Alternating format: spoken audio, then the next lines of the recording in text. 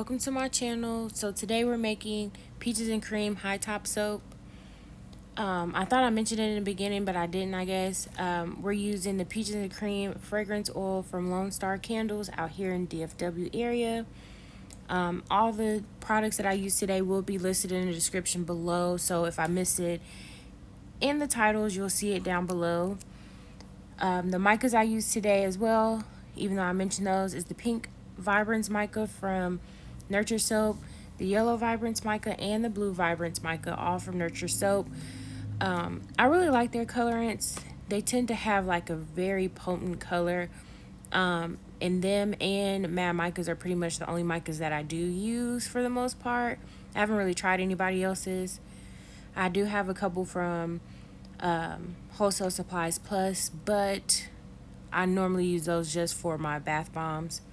Anywho, so I know this color, you're like, you're making peaches and cream, but you're using these colors. So boom, this is what happened. I was watching Royalty Soaps and she was using this kit and they had these colors. Now, I'm not a soaper that plans beforehand. I just kind of go what I feel. So when I saw it, I was like, okay, I could use that. It might not be traditional colors, I guess, but it'll be cool to use because I like the contrast.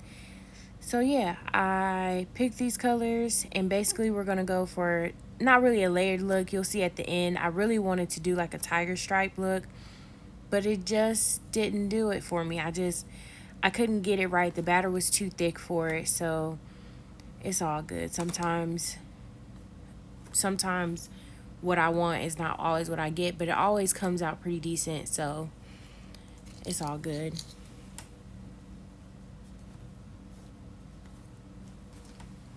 So yep, I'm just going pink, blue, yellow, pink, blue, yellow until I get to the top.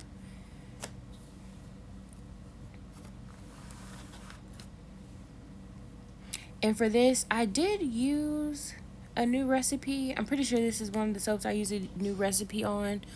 I'm not necessarily going just palm free, but because I do use it in the frosting, because I use a soap frosting kit from Royalty Soaps, but I guess less palm oil as possible. Girl, I'm tapping that to the God. You hear me? You got to get all those air bubbles out because you do not want blowholes. I mean, they're not bad. It's just, you want a certain look. You want your soaps to be smooth. So I try to get them out. Even like with the top, you see I'm trying to get as smooth as possible. Even though I'm going to put frosting on the top, it's just, you want to have a smooth top. Nice smooth bars of soap. So I'm trying to clean it up.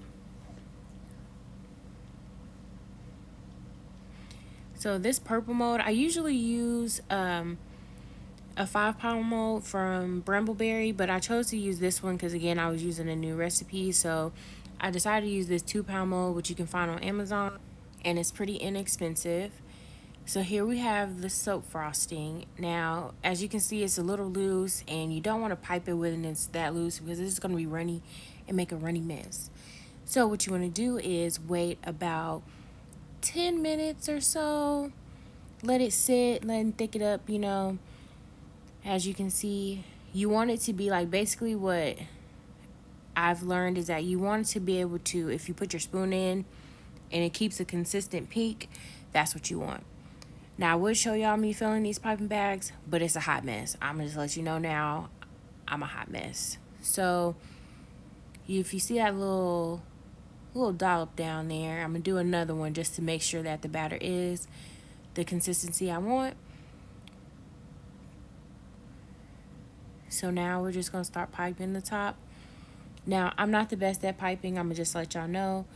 I'm still learning to pipe myself, so we're just going to get better and better and learn together. So, and my measurements be a little off. Like, I have my bars, these bars are cut at 1 inch, right? So, you'll see once I put the embeds on top, they're a little thick, and you know what, we're just going to talk about that when we get there. But yeah, so I try to mark my molds about an inch apart, as I said before, and pipe to make sure that I know, like, I'm not going to say they're perfect, but I just want to make sure I have kind of an even distribution of piping on each soap.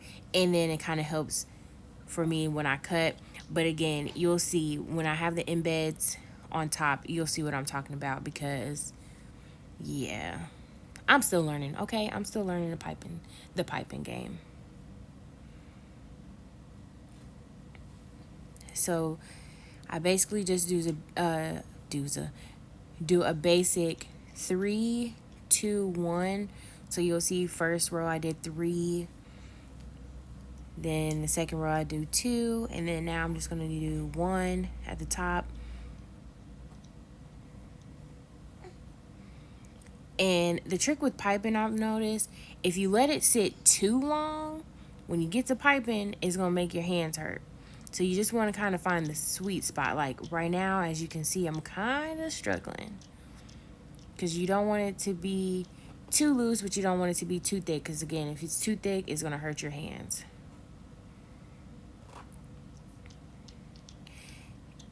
And next time, y'all didn't see me do that, but next time when I do the piping, I'm gonna use just a little bit more because I had a little bit extra left, and so that's what you see me doing, kind of going one more time. I'm trying to fill in the gaps a little bit at the top there. And as you see, is the color I used on top. I used a titanium dioxide, but I made it more like a creamy, not like a stark white, because again, we're doing peaches and cream. So yeah, I didn't want it to be like super white. Adjust, girl. We trying to get into the frame. Make sure y'all can see it real good, real good. So I got these peaches. There's an orange in there. Ignore it. But I got that peach mold. I think it's Flexi Molds on Etsy, so I use that. I should have got the one that has multiple peaches on there, but I had the one with only 2 peaches in the silicone. So you can imagine how long it took me to make these, okay? Not super long because those are melting point embeds, so it doesn't take long for it to get hard, but definitely could have saved me some time. So, see how big those embeds are? They're about 1 inch big. They're about 1 inch or 1 inch wide, shall I say.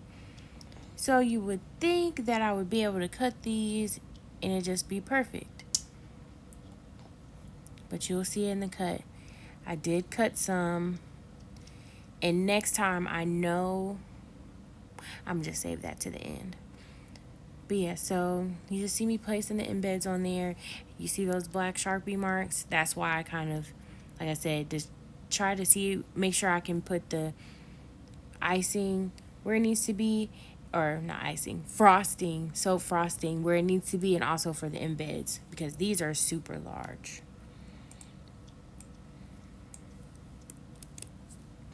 Oh, put an orange on there.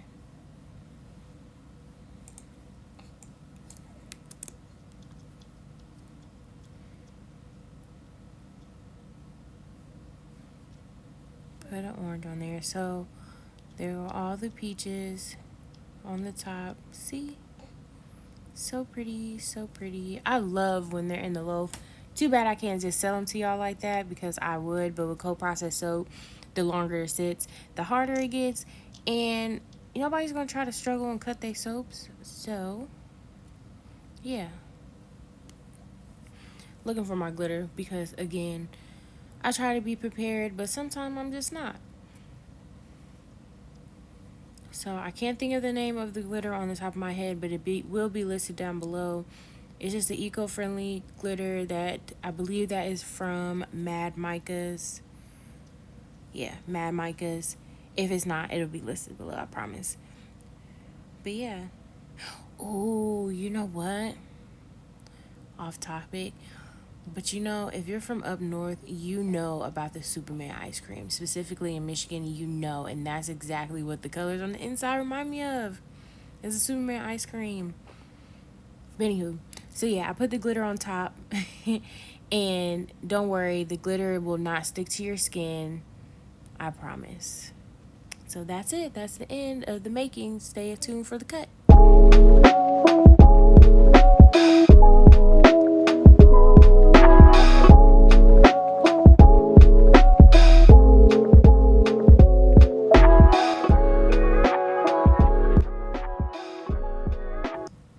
So, see, I told y'all these embeds were a little large, so I was trying not to cut the peaches, but as you saw, I cut right into it. And it just kind of gets, not worse, but I just cut into it more and more. So next time, if I use that mold again, which I will, because I mean, one, I paid for it, so I'm going to use it again. I'm going to do it like, what do you call it? It'll be one peach on one side, one peach on the other side. So that way I won't cut it. Because, yeah, I really like that mold.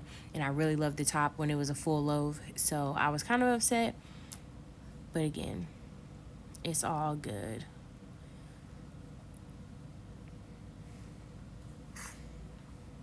Oh, that was my baby. If you heard that little yawn, that was my baby in the back.